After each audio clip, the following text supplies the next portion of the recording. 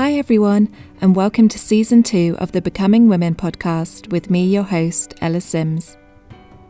My mission with this podcast is to support teenage girls as they navigate the ups and downs of growing up. Each week, I will be speaking with a new female interviewee and asking them what they learnt during their teenage years. This season, I will be bringing you female specialists in well-being, mindfulness, authors, and young female activists. By speaking with both professionals and inspiring independent women, each individual episode provides you with confidence, tools to handle any challenges you may face, and the reassurance that you are not alone and those tricky teenage years will pass.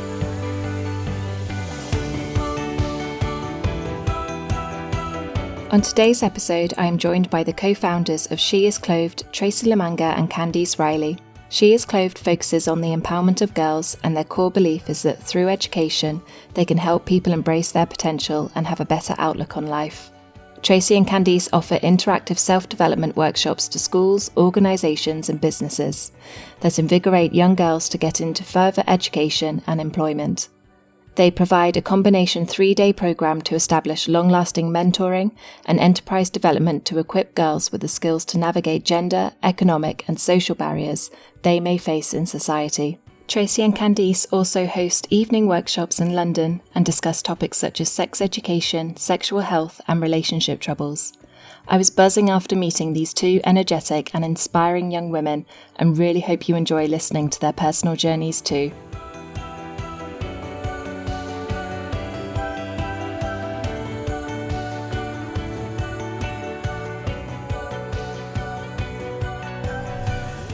Tracy and Kanndiss, thank you so much for joining me today and being on the Becoming Women podcast. Thank you for having us. I want to ask, how did you both meet? What's the story? Well, this is my version. Okay, yeah. So I wasn't going to go to Christian Union that evening, and a dear friend of ours convinced me, hey, there's going to be food, come. So they actually got me into the car.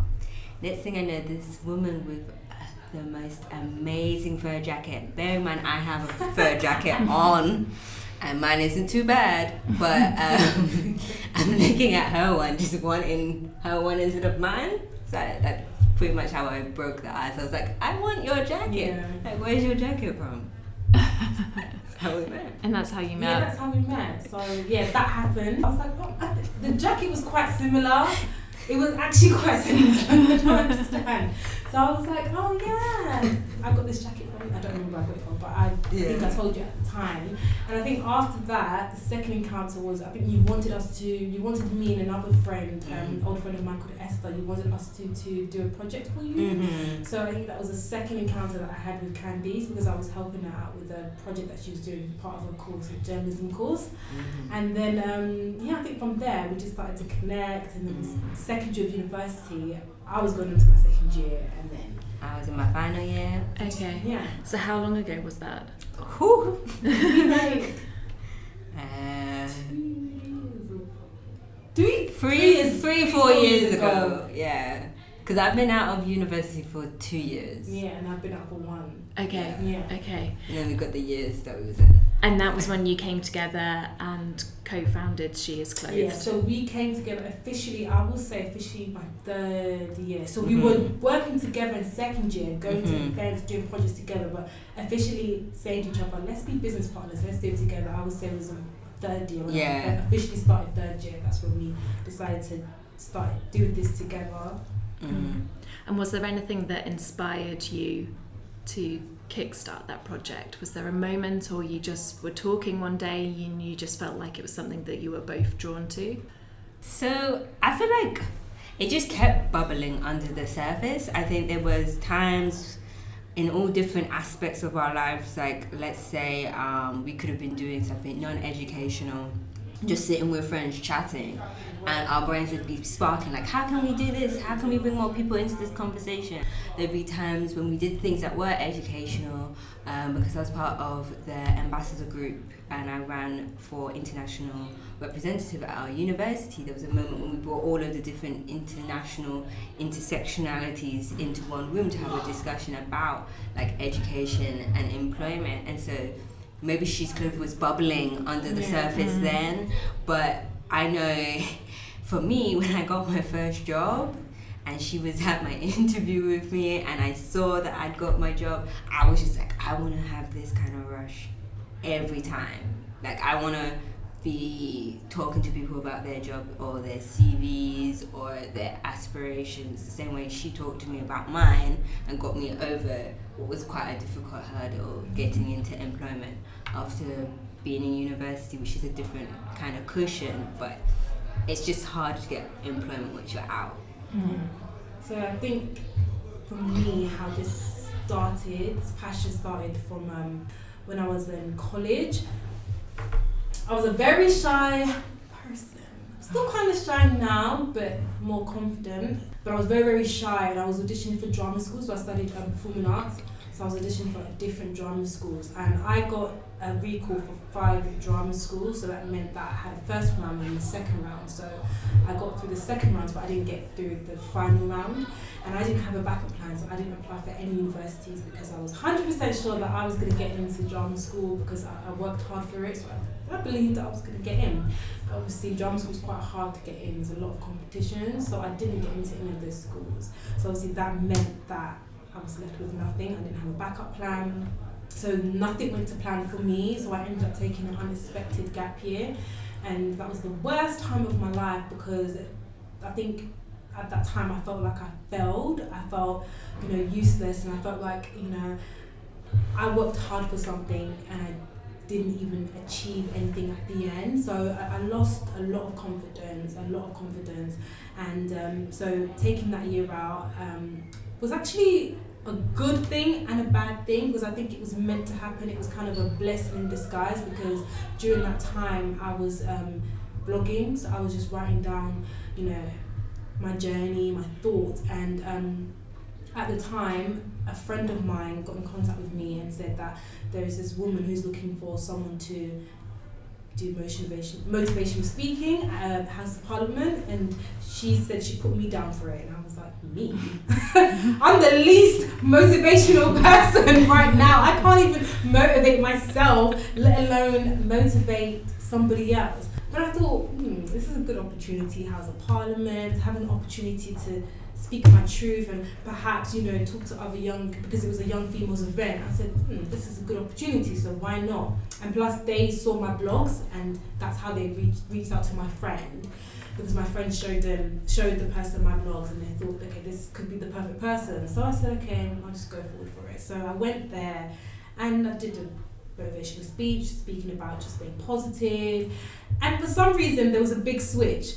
So when I did that and I saw the young females' faces lit up and how inspired they was and how motivated they was and how they all came up to me and said, that inspired them, that impacted them, and that made them feel like despite of what they've gone through, that they can succeed in the future. Because these young people, they were like youth offenders. They were young people who had behavioural issues, who got kicked out of schools, who were told that they were not going to get a good education or a good job. So if I can stand there and just motivate them, I wasn't in the same situation as them, but I felt that rejection in my life. So being able to motivate them, I don't know, it sparked something in me, and that motivated me to go back to university. So I applied for university, and then it motivated me to start a business, to start supporting other young girls who, don't have confidence, or they might have confidence but they don't know how to use their voices. So that's when that idea came about, because I thought, there's so many amazing young females but they just don't know how to use their voices, or they're just not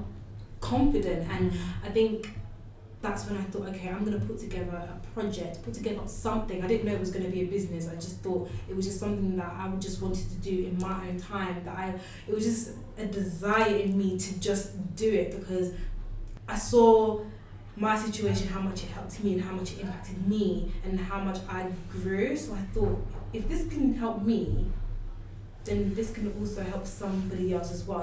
If I was the one that motivated me and pushed myself just by putting myself in an uncomfortable position, speaking about motivating yourself, then somebody else can also do that in their life and in their journey. They can also push themselves and not give up. So that's what sparked this business idea, and further along as I kept going, it just came as a business.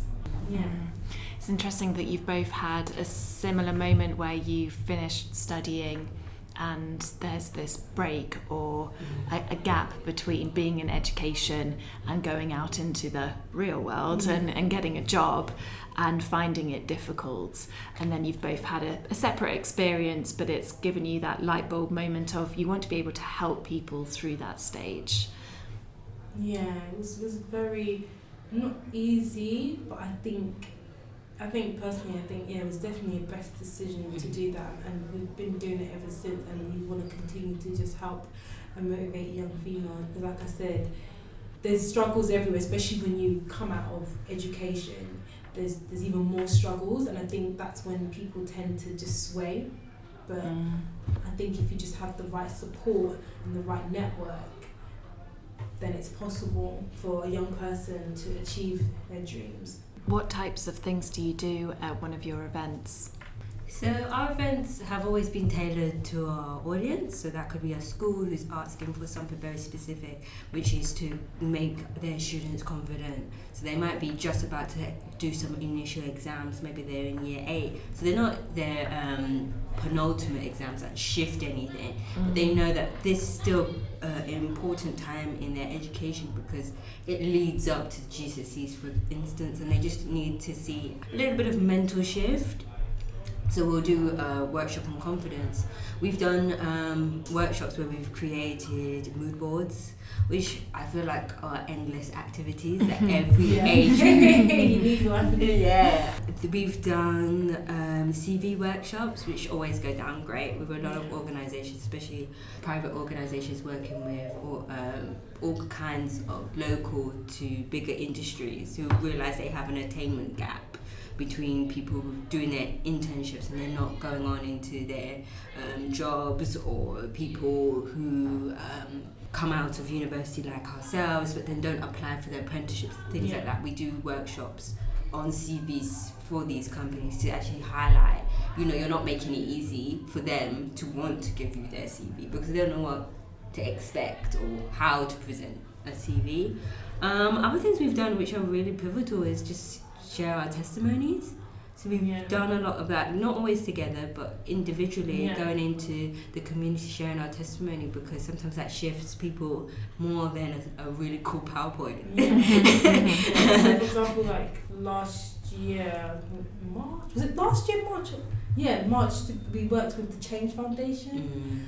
It was a charity, Change Foundation, and they called us in to just public speaking, do motivational speaking, so we thought, okay, might as well just share our testimony, share how, female empowerment, share how, our journey started, just exactly what we're doing here with you, sharing about our journey and also motivating them. So we do a lot of public speaking as well, where we go into events. And there was another organisation that I've worked with, is Inspire Women, at their leadership conference, where I was a panelist, but I also had an opportunity to share my story as well. So we do a lot of public speaking, and we also had an opportunity to go back to our university actually, but different campus, and we worked with journalism students, and we put together a workshop on how to be seen, or it was Purpose to Success. Yeah, we've got quite a few programs. So the Purpose to Success program, for example, is where we help the young people put a time map together. So it's like a mood board, but it's just across a certain amount of time. So we chose 5 years. So first couple of months, then a year, then what could happen in 3 years, then in 5 years. The funniest fact of it is we had one person be so daydreaming about it, like, oh yeah, I'm going to be an editor and I'm going to do this, and then she went and did it. Because you're just starting to manifest it, and you start to put stuff out there, and other people go, wait, I can help you with that because I can do copy, or I want to help with that because I'm good at photography. But if you keep it all in your head and you don't actually, sometimes it's not always just a spoken word, it's just putting it on paper. Sometimes putting it on paper makes it seem a little bit more real. So we have success stories from that. But you was talking about that's on our website, by the way, so if anyone wants to check it out, it's on our impact story pages, where we actually, every event that we do, we try to get an impact story so people can know that this is actually real testimonies. People are actually benefiting from our workshops, because there's a lot of amazing organisations that are doing great things, might be similar to us, but we want to show people that we don't just do events for the sake of doing events. We actually want to support people. We also follow up to young people who have attended our events, and that's why we created a Team She Did. I don't know if you've seen it on our Instagram, but we've created a Team She Did, where it's young ambassadors that we get, keen young people who really enjoyed our workshop, really got a lot out of it, to actually be a part of our ambassadors, young people ambassadors, so they can hear all the projects that we're doing in the futures, or they can volunteer and support us, or just gain a lot of things from us, because obviously from both of us, we have a lot of connections. So say for example, we had a young person who really enjoyed our CV event, and they said, you know what, I'm actually in my last year of college and I'm really looking for an opportunity, for work experience opportunity. I work in a college, I do work experience, I have a lot of clients that I can give them, vice versa with Kanndiss. She's done a lot of volunteer work, internships work, so we all have links, and that's what we try to get our young people to, make sure that they follow up with us and they keep connected with us, because it's not about just impacting them on that one day. We want to see you grow. We want to see that impact, because that's what it was for us. We kept checking in with each other. Kanndiss, oh wow, you've come so far. This is what you're doing now. Or Kanndiss, come check up on me. What are you doing now? Or if I'm slacking, you should be able to push me. And that's what we want to, the relationship that we want to build, and that's what we want our business to be known for. Yeah, so you're really creating a connection and a community with the people that attend your workshops, and keeping in touch, all of those things. Amazing. Yeah, it's quite hard sometimes though, because if there's a lot of people involved, we tend to try and do the best that we can to contact a lot of people. I guess it's the people who are very, very keen, and we know that it's helped them, then we definitely think, okay, we can't let you go. We want to be a part of that journey and continue to support you.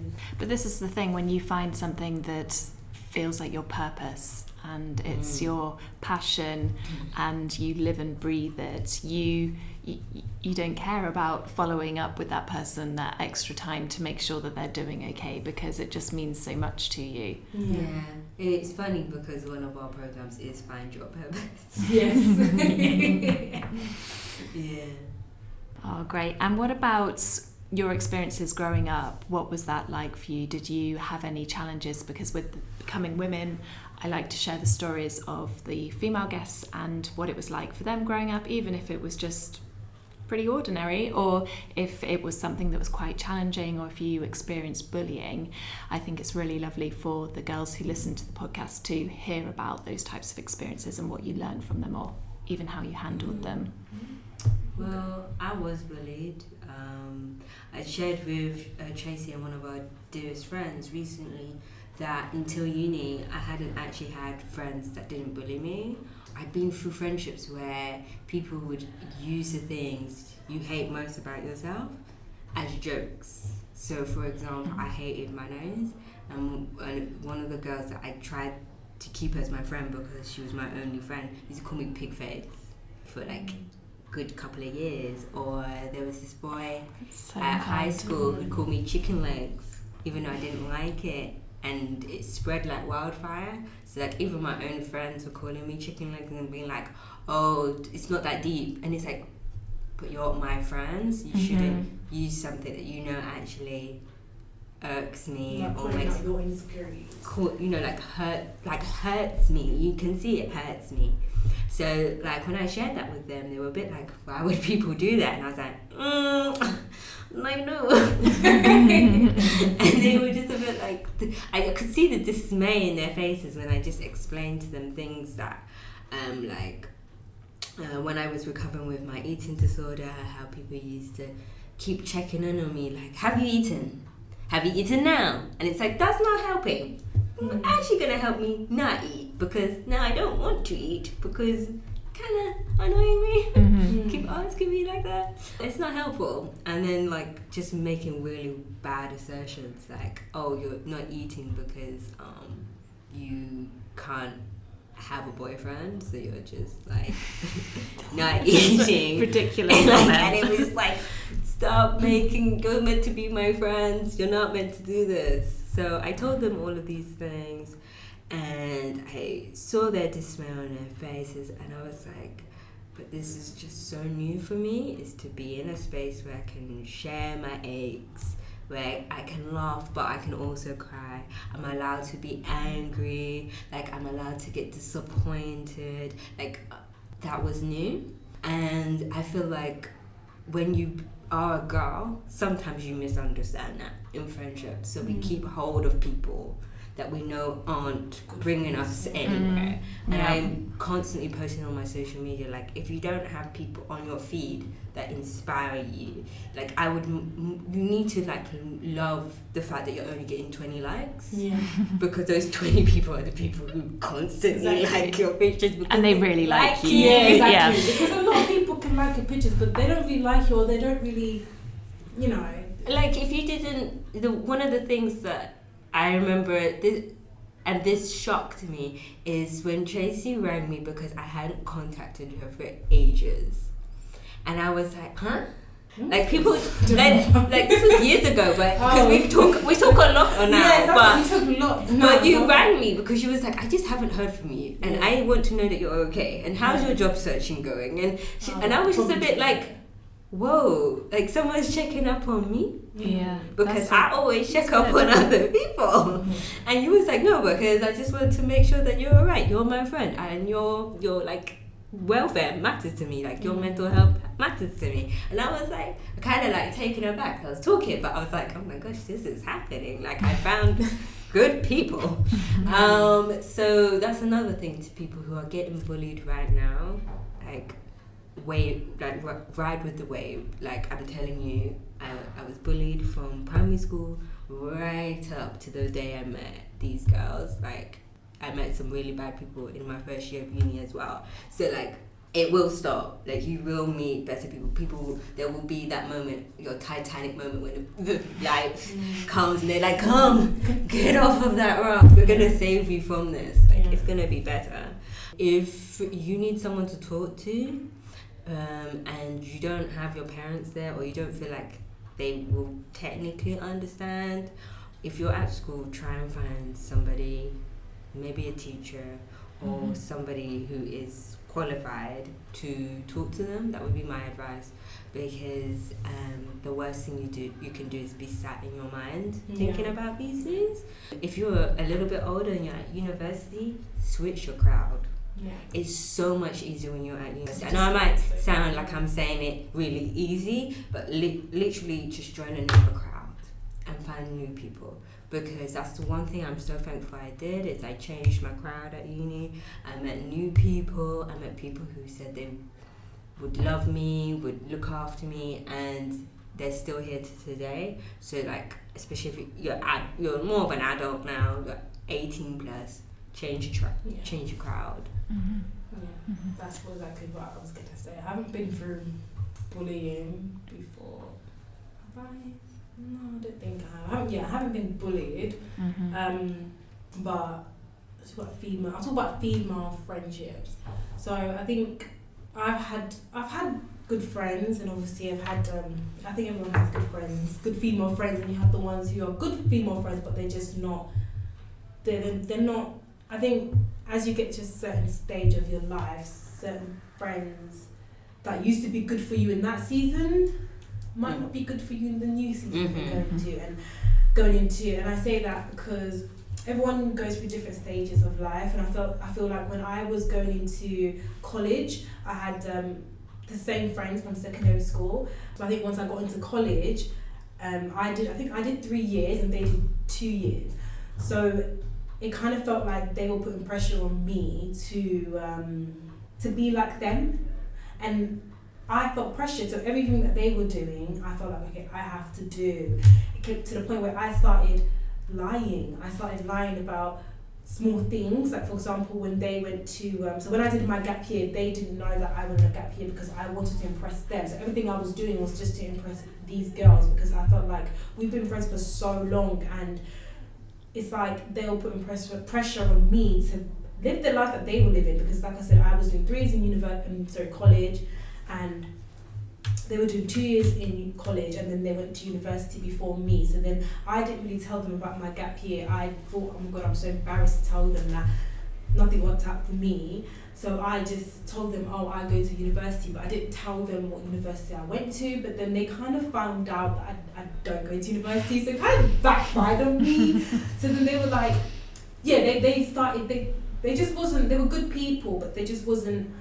I think with young girls especially, you have to recognise there are good people in this world, but there's good people, but there are also people who are also just looking out for themselves. People who are not actually trying to help you.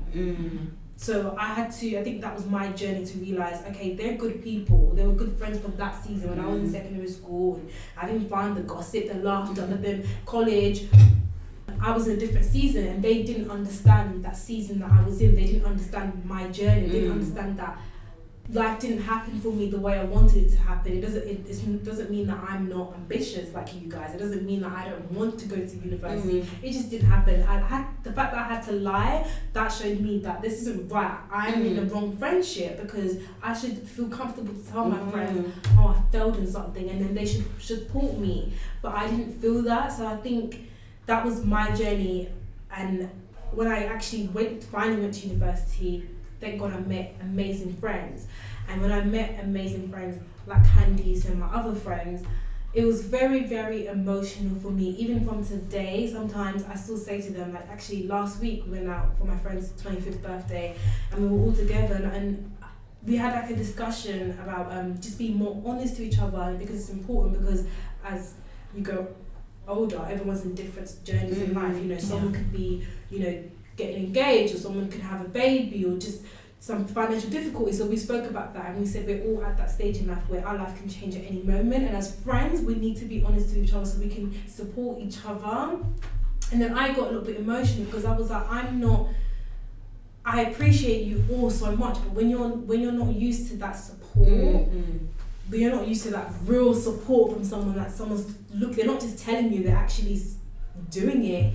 I said it's very overwhelming. It is very overwhelming, but in a good overwhelming way. And I think that was when so letting them go was scary, because it's kind of like, you know, childhood friends, people you've always had, and it's like, if I let go of them, I don't know, like it was a scary moment. But then, like Kanndiss said, when you just change and switch to different people, that's going to be the best thing that's ever going to happen to you, because like I said, everyone comes into your life for a season, and sometimes the next season that person or people, they can't come with you. And I feel like as females, especially young females, you have to learn that you might have friends now who's all good and well to gossip with them and, you know, misbehave with them in school, but that's not going to be good for you when you're going into college and when you have to put your head down and knuckle down. Those friends are not going to help you in your next season, and you're gonna have to realize that and let them go. And you might find even better friends for you that will support you in that season. It might not be friends that you're used to, because they got a lot of, when I switched circles, it wasn't like I got a lot taken used to, because they were good friends, like I said, but they just wasn't. There were certain areas that I didn't feel like that I got from a friendship. So when I met those other friends, I felt like, oh wow, these are the qualities. This is what it means to be a good friend, a true friend. So when I realised that, it was easy for me to get into it. And then then it'll be easy for you to let go, and gradually, step by step, you will move forward, and you'll be happy that you made that decision, because the people you spend the most time with, that's one advice I would say to young females, and just young people in general as well, the people that you spend the most time with, if they don't inspire you, if they don't, you know, influence you in the right way, they will affect your future, because at the end of the day, those are the people that you spend the most time with. Yes, we are with our family every day, but you're mostly with your friends every single day. So if you're with, you know, this amount of friends who just gossip, but then they're gonna affect your future, because at that time you could be, if you was with a different circle of friends, you could be using your time wisely, doing something amazing with them. If I didn't meet Kanndiss, I don't think my business, and I was still with those type of friends, this wouldn't have happened. I wouldn't be here right now doing a podcast with you, and that's a fact. It wouldn't have happened at all. And I think that's why, you know, destiny just happens, and everything happens for a reason, and you just have to follow your heart. So I'll just tell young people, just follow your heart, even if it hurts, because it's going to hurt for that moment, but then when you let go, it's all going to fall into place, and it'll give you peace. It'll give you peace, and it will take you to the next season of your life, whatever that may be. Yeah, it's completely natural to have friends or friendship groups for different stages of your life, and then things are happening, you feel a certain way, things are changing, or your life's changing, or someone else's life is changing, and then you kind of break up, don't you? Yeah. But you don't talk about it. Yeah. I don't find. You find what makes you feel better and happier as a person, or you decide to no longer tolerate that kind of behaviour that you're receiving from someone. But it is a breakup to a certain extent, and it does hurt. Yeah. It definitely does hurt. But then it's about you putting yourself first. And I feel like as females, even in a relationship, we that's another thing that we had a sexual health event that we did recently, and we spoke a lot about relationships, and a lot of our guests, they spoke about like letting go and being in the wrong relationship, knowing that relationship isn't for you. So it is like a breakup. It is. I think with us females, we're nurturers at the end of the day. We're very caring, and we always like to give people a chance and put other people first. But I think one thing I love about being a woman as well is just, we do have that willpower, and we are strong, and we know that when it's time to let go, we have to let go. And I think letting go doesn't make you weak. It makes you it makes you even stronger. So I think that's another message for young females. Like, it's okay to let go. It's okay to make the good decision for yourself. Yes, people will talk, even if you made a bad decision, people are going to talk. Or even if you make a good decision, people are going to talk. But it's about your happiness at the end of the day. When you're by yourself in your room and no one's there, you're going to have to answer to yourself. And that's why I always take my own advice now and say, you know what, is this making me happy? Yes. Is this making me happy? No. It's all on me. It's not the other person. Those friends, those negative friends, are not going to tell you, I'm a negative friend, maybe stop being friends with me. They're not going to tell you that. They're going to keep edging you on. They're not going to even know that they're bringing a bad impact in you. It's you yourself has to make that decision. And yeah, that's what I believe. And what about relationships? Yeah, that's what that's what relationship.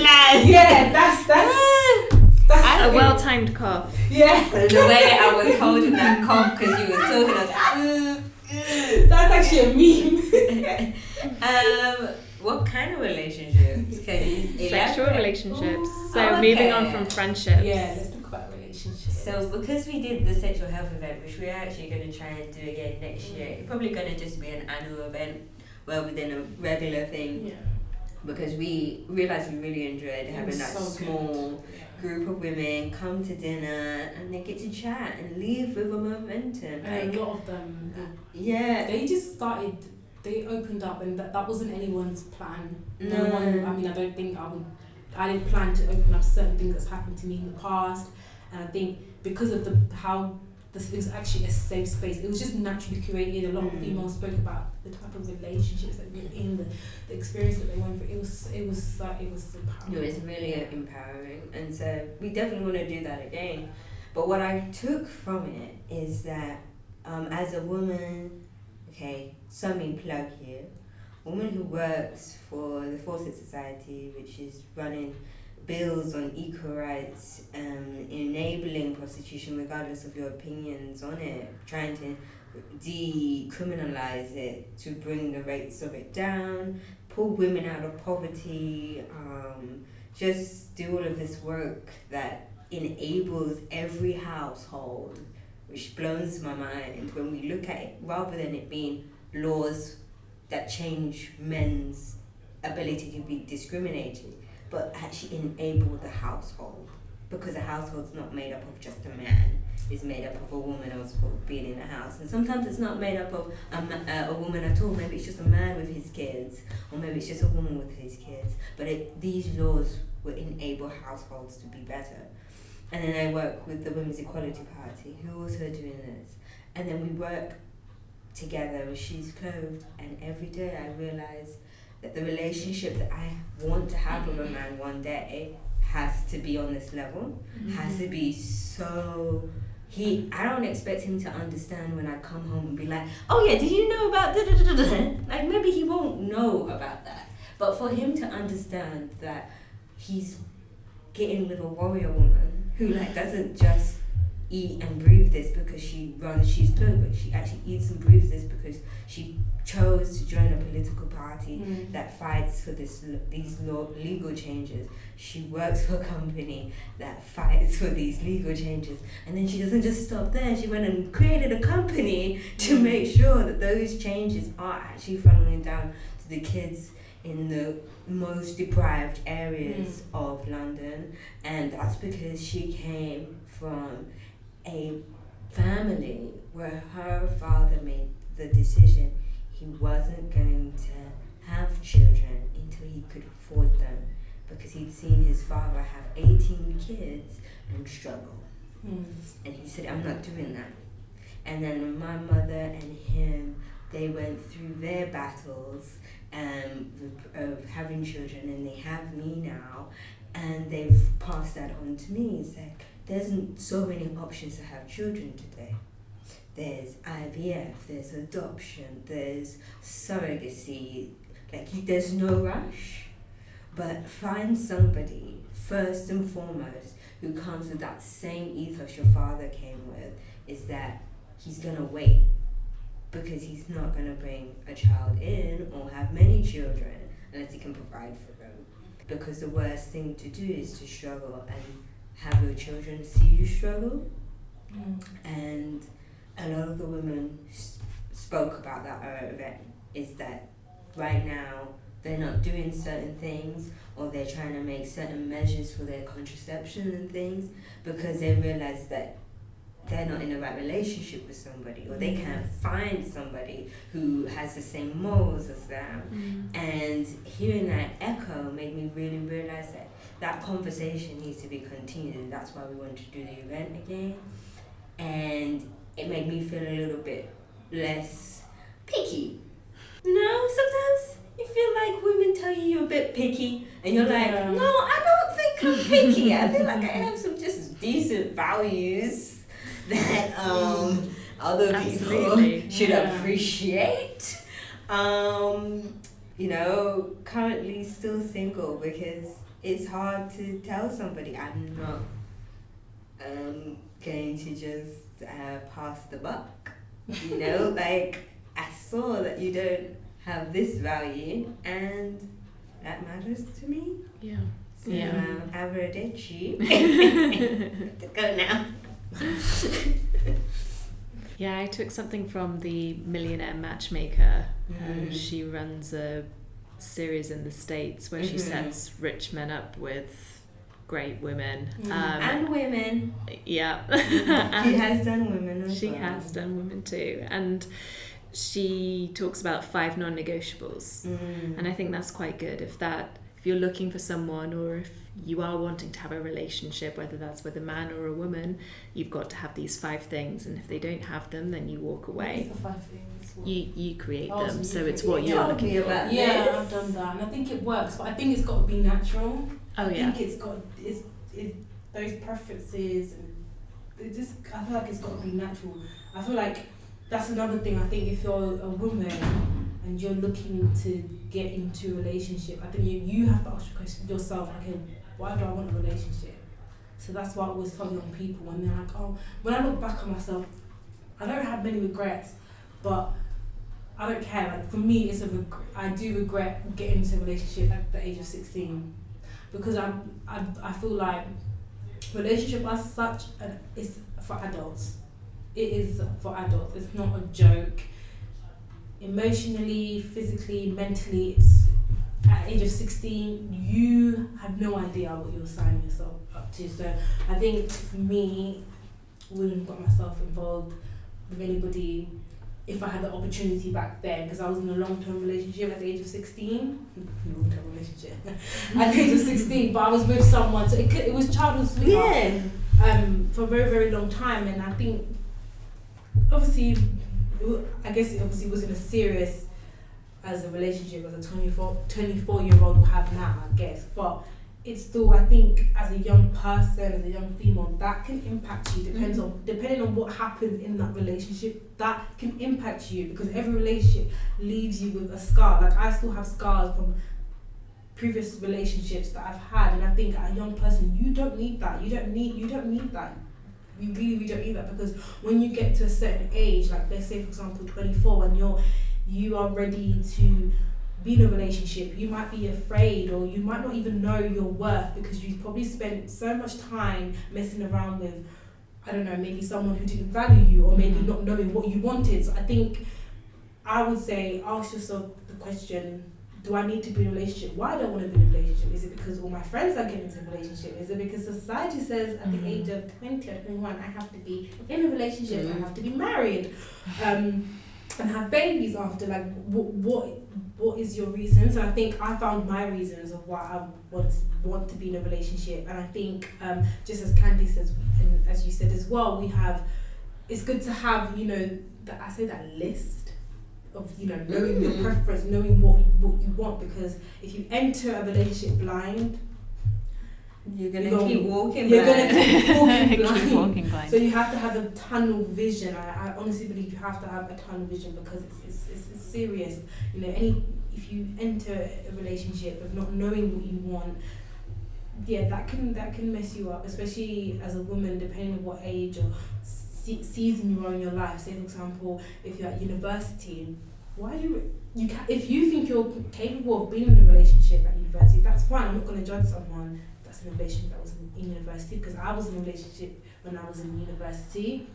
I was able to bounce back from it, but some people that don't. I've seen some people crumble, and that was the worst decision they've ever made, and that's affected them. So I think with relationships, I think it's just timing.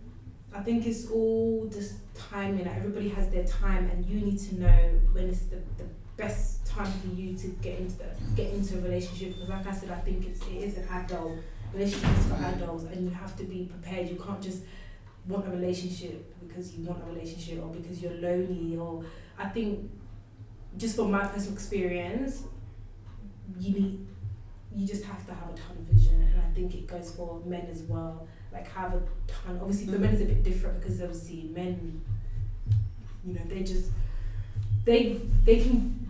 Society, I think, is more easy for them to just have casual relationships than women, because we get judged for that. So I think I don't expect every man on this earth to be like, I want marriage, I want something serious, because I don't know, I think it's just more of a woman thing. We've been installed from our parents, or I don't know, society, that women should get married, or women should have kids, or women should be the one who are pursuing a relationship. But so I think even for men as well, like men that I know around me, they've settled, they're serious, they know what they want. So I think with women, it's just about just choosing the right person, and you just have to be disciplined. As hard as it is, you just have to be disciplined, because it's gonna save you in the long run.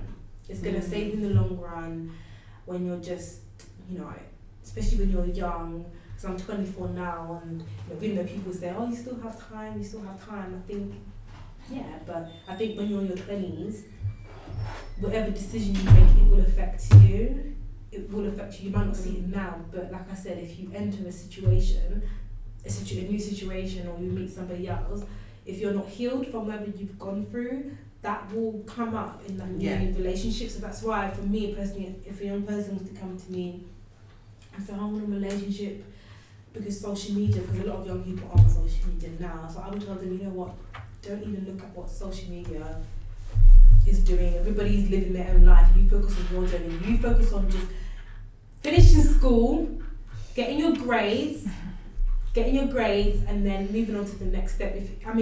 By all means, if in college you feel like you are at that place where maybe a relationship could work and the person's serious about you, then by all means do it. Like I've said to myself, this is just a promise to myself. It might not happen, because life just happens and you can't take control. But I've always said to myself, because like I said to you guys, 16, I was in a relationship at the age of 16.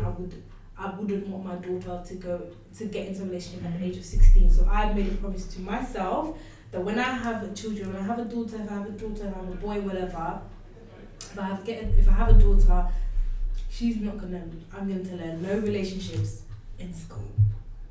College, you can have a conversation about me with that, and then maybe, but please, secondary school, focus on put your focus on yourself, get your grades, and I'll make sure that she's going to be busy, doing great things, like doing after school clubs like that. I didn't do stuff like that when I was in school. I think maybe if I was so occupied maybe I wouldn't even have thought about being in a relationship. I don't know. So I think I would definitely advise my daughter, you know what, this is what I went through when I was at the age of 16, and I've seen other people as well go through this at the age of 16, and I just want the best for you. I'm not saying that you can't fancy people or you can't talk to boys. I'm not saying that, but I just think it's important that you put your education first, that you get the grades that you need, you do well in school.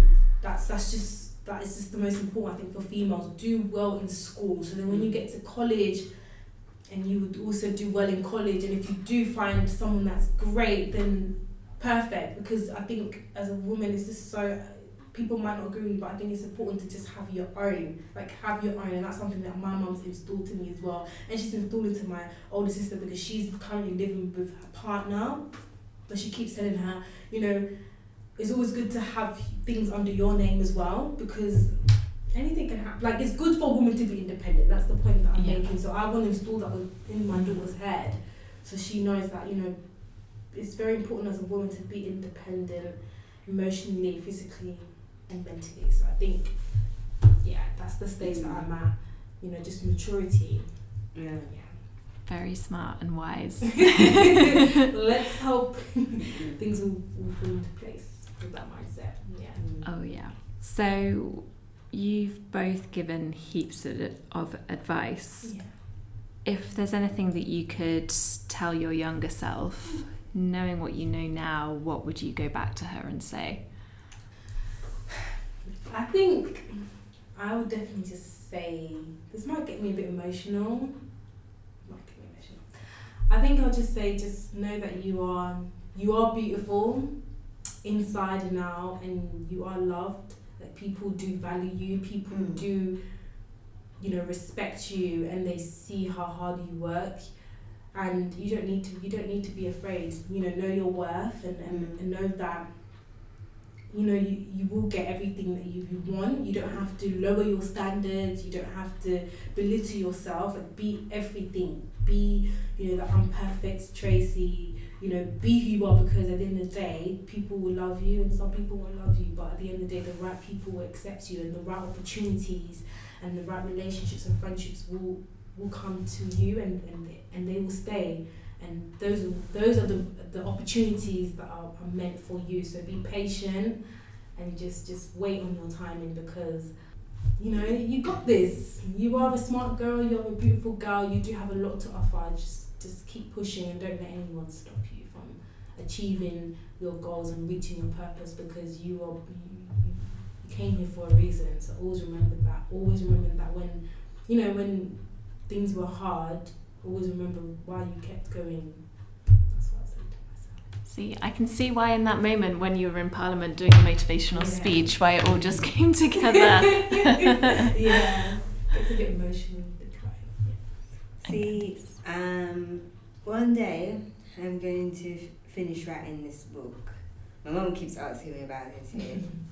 It's a bit painful for me to write it, because there's stuff I want to say which are unapologetic about my experience as a child. But the one thing I would say to my child is stop looking back. Yeah, because I think the things that I went through, not just bullying and emotional and mental things that I had to overcome, a lot of them were hang-ups because of other stuff. So I know that today I only have to battle with anxiety, but I don't think my depression, my eating disorder, my chances of having a suicide attempt, like all of that stuff had to happen if I had just kept looking forward. But I allowed myself to keep turning around to try and deal with things that I had already gone.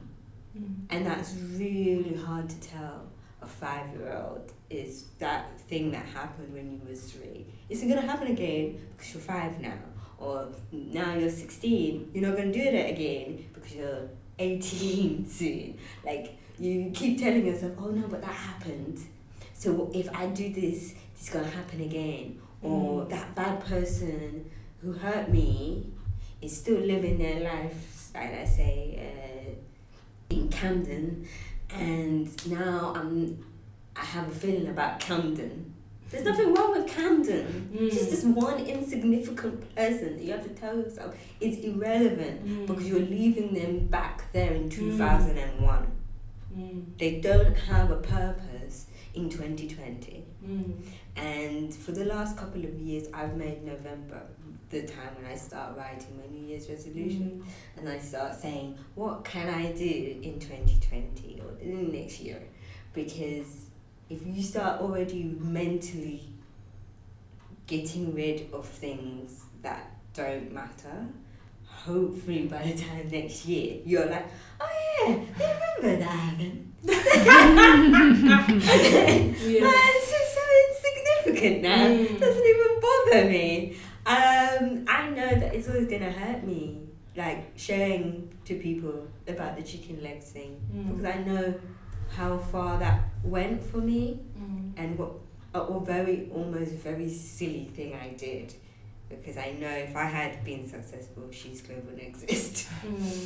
The only reason I can call it silly is because I'm telling myself that it's silly, but I know to other young people who might listen to this is very real reality. People either experience losing someone, or they watch it on TV, or they hear about it, and bullying can affect people like that.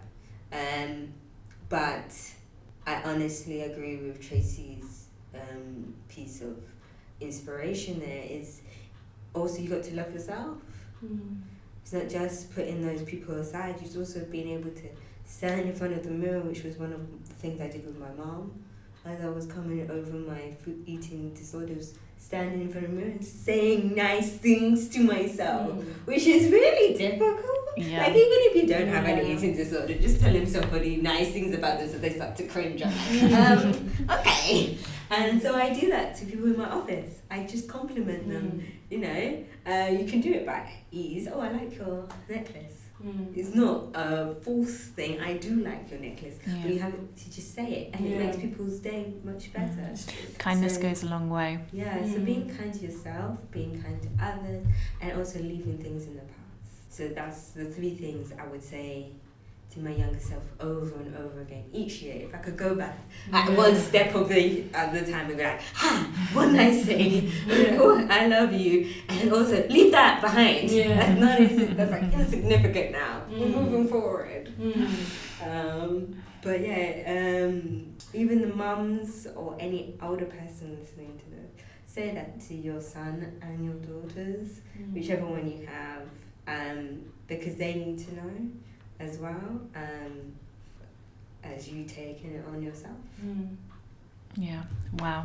Thank you so much. And the last question that I want to ask both of you is, if you could give a gift to teenage girls all over the world, anything, what would that be? Who's first? Does it have to be a solid thing? Whatever you want. Oh, okay. It could be a superpower. No, I'd like to give a real thing, is for every girl in the world never have to think about having clean water or food. I wish we could make that normal. So that little girls all the way up until they hit womanhood just didn't have to think about that.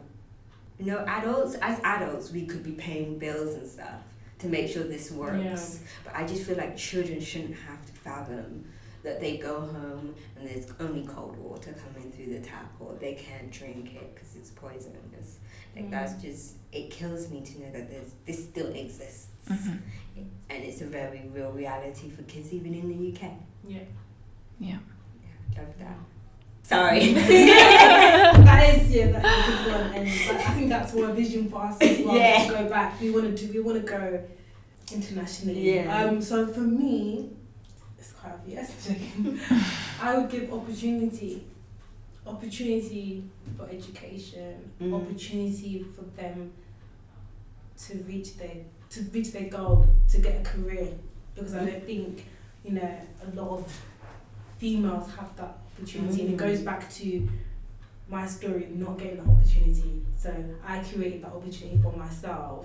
So that's what I would give. That's what I would love to give back to those young people. I would create opportunities for them, or show them ways of how to create opportunities for themselves. Give them opportunities, give them education, because I believe there's a space for everyone.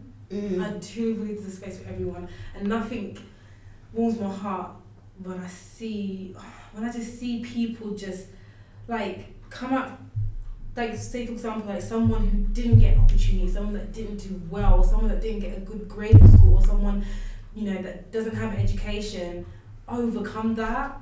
That is the most, I don't know, that gives me a reason to keep going and to keep living, honestly speaking, because for example it's got nothing to do with anything, but my brother, he went to prison last year, I think it was just last year, and I thought this was it, this was the end. But when he came out of prison and he just the reason why he went to prison wasn't even his fault, and he was 19 or 20 then, and just seeing how he turned around his life, you would just think I have to continue living. Like someone gave him an opportunity and he just turned around his life, and now he's doing amazing. And I love seeing that when an opportunity is just given, or when someone gives themselves an opportunity to change their life, to transform their life, to transform their mindset. It just does wonders. It does wonders. So I would love to give people opportunity, and that's why I work in the work experience department as well at college, to give these students opportunities, to know that there's opportunities out there for you. So that's what opportunities and education. Two very big things, education and clean water and security. Because the thing is, the reason we together have this ambition for an international shoes club is because we realised how fortunate we were to have compulsory education up until 16. Like the fact that this wasn't even compulsory when our parents were at school. Exactly. Both of our parents could have dropped out any time between 14 and up, because it just wasn't, the country didn't see that it was sorry, let me use the right word, it was enabling them to be successful. But then you look at countries like even the USA right now, where we'd love She's Clove to be impacting really big states like Texas, where kids are dropping out. And it's not legal to throw them back in and say, you know what, you need this. This is going to change your life. This is going to help you do whatever you want to do, from a nail bar all the way up to being a surgeon. Like being in here is the only way to give you that key to inevitable things that you want to do. And when we tell young people that you could have a simple idea like being a makeup artist, and that could balloon into cosmetic surgery, but it's just starting with that course at the college. You don't know how big that could go. Starting the social media page, you just don't know, especially in today's generation where social media is such a big thing. If you just have a Twitter, let's say you put your work up there. There was just a girl, for instance, one of my friends told me, she has a catering business, and she told me she helped somebody else all the way in America, because she was also starting that catering business. So she reached out to her and said, can you give me advice? I'm starting my own catering business. And she gave advice, and then next thing you know, there was influencers that ate her food, and these London influencers are big, and now she got million tweets, and now she got customers. So anything can happen. It's just it's just starting it. It's just starting. Have to start. And it should be fueled by free education, really. So we do have a crowdfunding page where we're trying to raise some money to help our 3-day programs. So we'd like to spend longer in schools and really push for some change in young people's mindsets, so we can either keep them in school longer or get them into further education.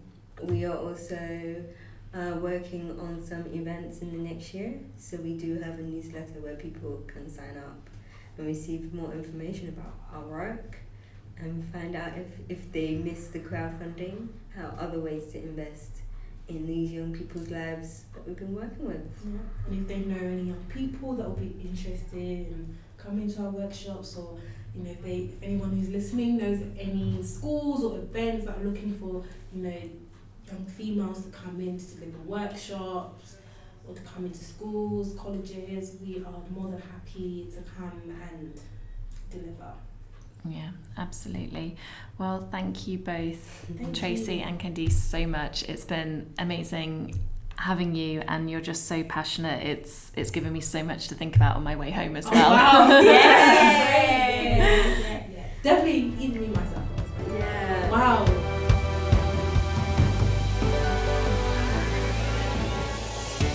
Thank you so much for listening to Becoming Women with me, Ella Sims. I really hope you enjoyed today's episode. Please follow me on Twitter or Instagram, or visit www.becomingwomen.com. I'd love it if you could please share this podcast with anyone you know who would enjoy listening to it. And if you are a young girl, I'd love to hear your feedback on today's episode. So feel free to send me a DM. See you next week.